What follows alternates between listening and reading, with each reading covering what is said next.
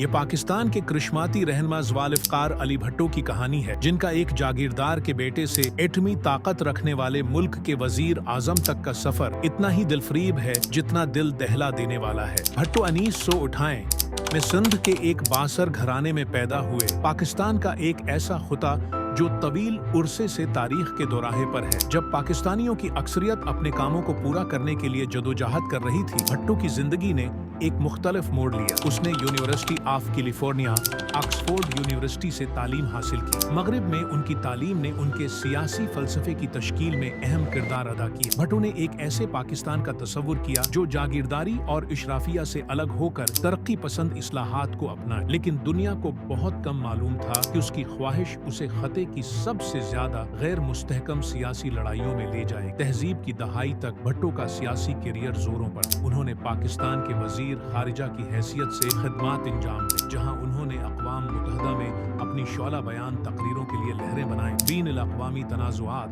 खास तौर पर मुतनाज़अ मसइला कश्मीर में पाकिस्तान के मौक़िफ़ का दिफा किया। लेकिन ज्यादा उर्सा नहीं गुजरा था कि भट्टो को पाकिस्तान के फौजी डिक्टेटर अयूब खां के साथ शिकस्त का सामना करना पड़ा। भट्टो की अयूब की हुकूमत से अलीहदगी उनकी हकीकी ताकत की तलाश का आगाज 63-60 में उन्होंने पाकिस्तान पीपल्स पार्टी (PPP) की बुनियाद रखी, जिसने आम आदमी को रोटी, कपड़ा, मकान यानी खाना, कपड़ा और रहाइश के नारों के गर्द उठा। पहली बार किसी लीडर ने आवाम से वादा किया कि उनकी आवाज है, उनकी जदोजहद अहमियत रखती है। वो लफ्ज के हर लिहाज से एक पॉपुलिस्ट था, मायूस लोगों को उम्मीद देता था और तब्दीली के जज्बे को भड़काता था। लेकिन भट्टो का सफर हमवार से बहुत दूर था। 1971 में पाकिस्तान को एक तबाह कुन खाना जंगी का सामना करना पड़ा, जिसके हमवार से बहुत नतीजे में मुशरिकी पाकिस्तान की अलीहदगी हुई, जो बांग्लादेश का आज़ाद मुल्क बन गया। ये पाकिस्तान की तारीख के सियाहत तरीन बाबों में से एक, और भट्टो इस सब के मरकज में थे। नुकसान के बावजूद भट्टो पाकिस्तान के नए रहनुमा के तौर पर अबहरे। उन्होंने सदर और बाद में वजीर आजम दोनों का अहदा संभाला। उनकी क़ियादत में पाकिस्तान ने जमीन की दोबारा तकसीम से लेकर बड़ी सनातों को कौमियाने तक पराज में इस्लाहात का एक सिलसिला देखा। उन्होंने जौहरी हथियारों की तैयारी के लिए पाकिस्तान की कोशिशों की भी रहनुमाई।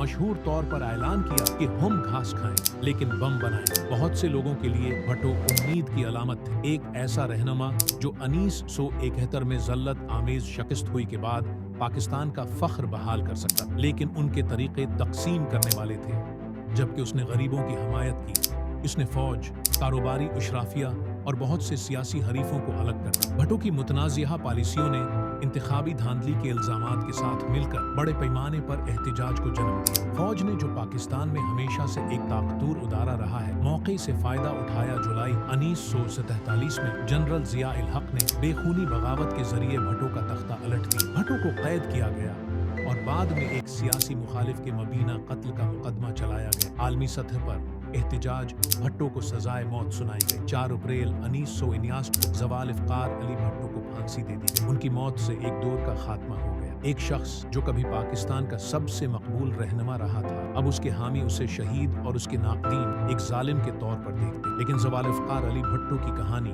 उनकी मौत पर खत्म हो जाती है नहीं। उनकी मीरास उनकी बेटी बेनज़ीर भट्टो, जो पाकिस्तान की पहली खातून वजीर आजम बनी और पाकिस्तान पीपल्स पार्टी के मुसलसल असर व रसूख के जरिए जिंदा रहती है। बहुत से लोगों के लिए भट्टो पाकिस्तान की पेचीदा, अक्सर इल्मनाक तारीख की नुमाइंदगी करते हैं, जो जमहूरियत के ख्वाबों, ताकत की तल्ख हकीकतों और एक बेहतर मुस्तकबल की उम्मीद से भरी हुई है। आखिर में ज़वालिफ़ अली भट्टो एक ऐसे शख्स थे जिन्होंने एक कौम को मुतासिर किया और तकसीम की। एक ऐसा रहनुमा जिसकी कहानी आज तक पाकिस्तान के सियासी मंजरनामे को तश्कील दे रही है।